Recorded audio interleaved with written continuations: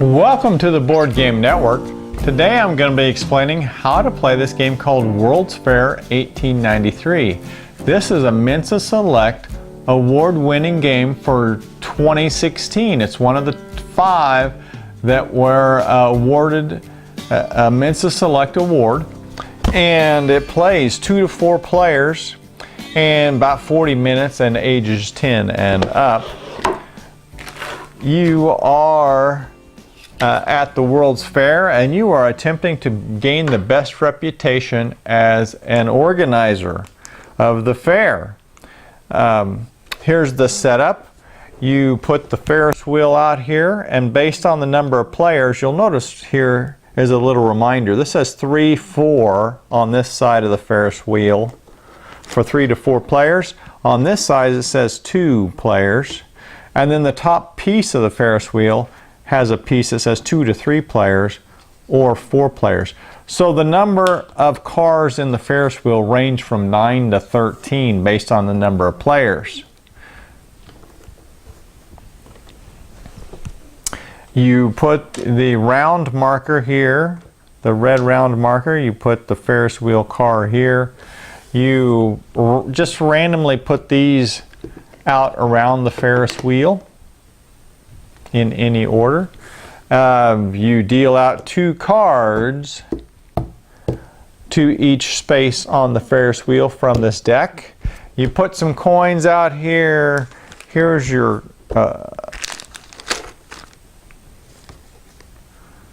awards. Here's your approval tokens. Each player gets their own color of cubes called supporters.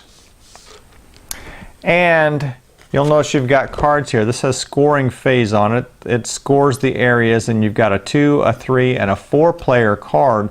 So you need to take whichever card applies to the number of players. And it tells you how the scoring works for that number of players. You'll notice that for a 2 player, you only have the gray awards, the gray medals, whereas for a 3 and a 4 player game, you've got the gold medals and the gray medals. Then in the start bonus card, you also have the player 1 would get the player 1 card, player 2, player 3, player 4, and it gives a bonus to those players. So they just need to read what they're told to do and then go ahead and do that. And it puts bonus tokens out. Like this one says put 1 bonus supporter in the manufacturing area. So if purple was the first player, purple would put a supporter on the manufacturing. All these other ones put bonus supporters out in various places. You also have a scoring phase card, and that reminds you how to do your scoring at the end of each round. So on your turn, remember there's 3 rounds, but each player does these things. They place a supporter, and so they take a supporter from their supply and they put it on any of these 5 different places all around the Ferris wheel. So like, let's say I want the fine arts, and then you play or discard influential figure cards that you got last turn. Now on turn 1 I obviously didn't have any from last turn. Influential figure cards are these cards like this. They've got a person's face on here and a name, and they're tan. Well, this one would be picked up this turn maybe and be able to be used next turn. So since there's nobody that I have yet to play, no influential figure, I'm going to skip that part of the phase. Then I go to collecting cards from the played supporter space. So I pick these 2 cards up and put them over here. And if I have any Midway tokens, these cards right here, if I have any Midway tickets, then it moves the Ferris wheel. 1 for each ticket. Now if the Ferris wheel ever comes around, it has to stop at the starting space, no matter how many tickets got drawn. So if it's here and you drew 2 tickets, you still stop at the starting space. And then you add 3 cards to the Ferris wheel. So from the top of the deck, you start with where you placed your supporter, and you put 1 card, you put another card at the next space, and you put another card at the next space. Now each of these spaces has a limit on how many cards. You'll notice there's some diamonds here. That means there's 4 diamonds. That means there can be 4 cards. There's 3 triangles here. That means there can be 3 cards. Each of those has a limit. If you ever run out of cards, you just simply reshuffle. And then you go this way until you get the Ferris wheel card back to the start, and then you go into the scoring step. Now let me explain a little bit about these influential figure cards. They have some kind of icon in the corner, and that icon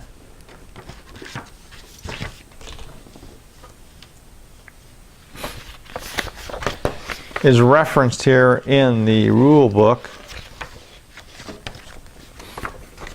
on what each does. Like Bertha Palmer here just has 4 arrows. It says move any one supporter, yours or an opponent's, from any area to any other area. So you could take a supporter, no matter where it's at, and move it to a different place on the Ferris wheel if you play Bertha Palmer. So obviously I would have needed to, let's say on my turn I take this one and get those cards. Then on my next turn, since I've got an influential figure, I can, once I've placed my supporter on the next turn, get to play Bertha Palmer and move a supporter around, and then that just gets discarded off to the side. Here's the other ones. You've got Daniel Burnham, which adds an additional supporter to the same area where you placed a supporter this turn. You've got George Davis, which adds 1 additional supporter to an area adjacent to an area you placed a supporter at this turn. So if I placed a supporter here, this is an adjacent space. However, this is not an adjacent space. The adjacent spaces don't cross the base. If I put a supporter here, I could put another supporter in one of these 2 spaces with George Davis. And then there's several different other ones that add an additional supporter to an indicated space. So it might have the transportation on the card, and so you add a supporter to the transportation. Let's take a look in here. This one adds, since it's got the green, Cyrus McCormick Jr.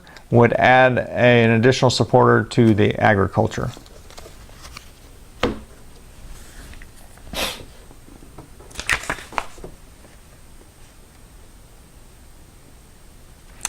Then, once this comes back around to the start space, what happens is you interrupt the player's turn, because that happens when the Midway tickets are getting drawn.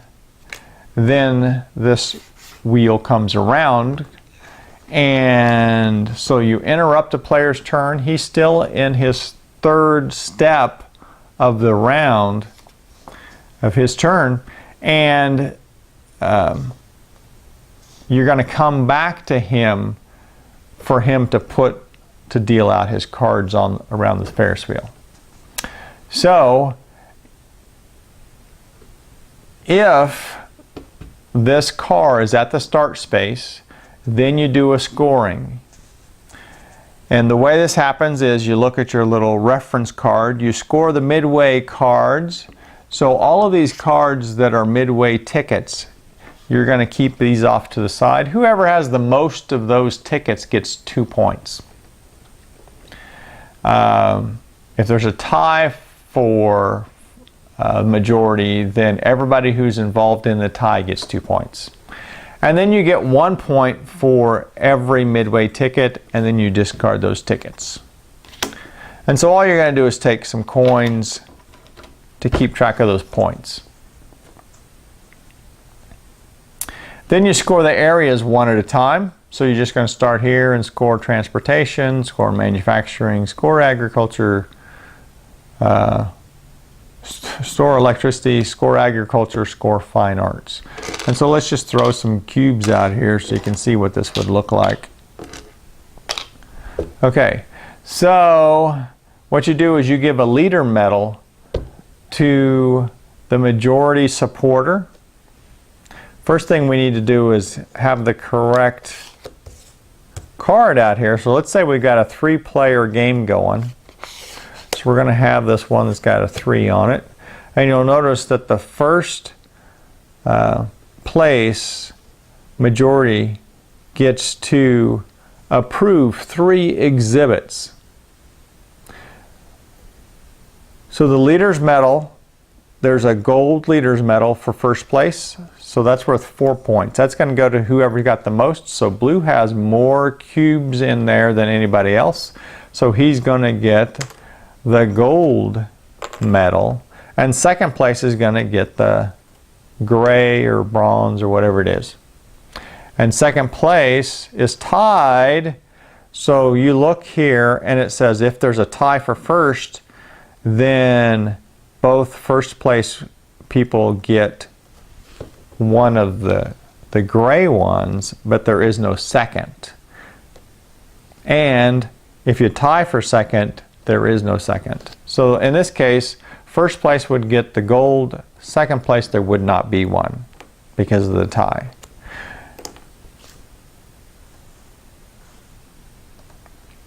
Then first place, blue, would get to approve 3 exhibits.